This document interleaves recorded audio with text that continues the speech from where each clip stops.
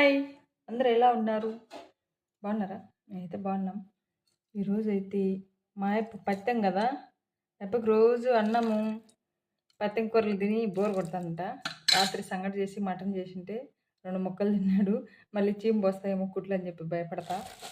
ఇప్పుడైతే పొద్దున్నే ఏం తిన్నాడబ్బా, పొద్దున్నే కూడా అన్నము మటన్ పులుసు ఉంటే వేసుకొని తిన్నాడు.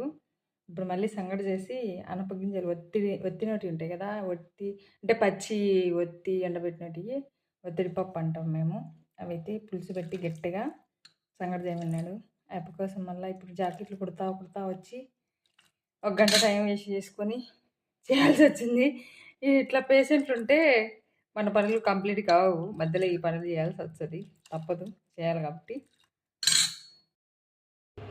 ఇదే ఆ పప్పు అయితే ఎప్పకు శనగింజలు వేయకూడదు, ప్లస్ కొబ్బరి వేయలే, ఎందుకంటే ఏమో చింపు వస్తుందేమో మళ్ళీ అని భయం వేసి.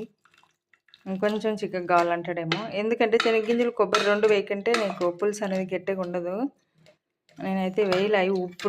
ఉప్పు అయితే ఇప్పుడు వేసిన, ఎందుకంటే మళ్ళీ ఉడుకుతుందో ఉడకదో అనేసి. దండిగా ఎర్రగడ్డలు, టమాటాలు, ఉప్పు, కారం, పసుపు, కొద్దిగా ధనియాల పొడి ఈ బ్యాళ్ళు వేసి కొద్దిగా నూనె వేసి ఉడకబెట్టిన. ఇప్పుడైతే దించినాక ఉప్పు అయితే వేసిన. సంగట్లేకి బాగానే ఉంటుందేమో.